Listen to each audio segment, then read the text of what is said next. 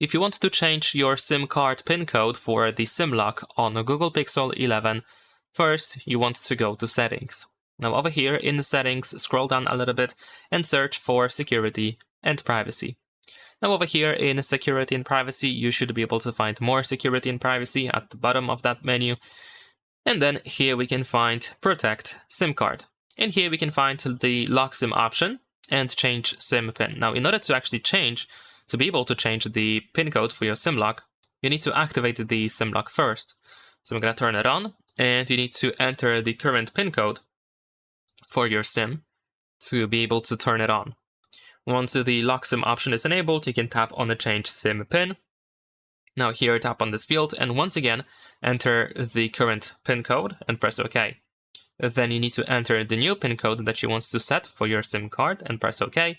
Then once again enter the same new PIN code one more time.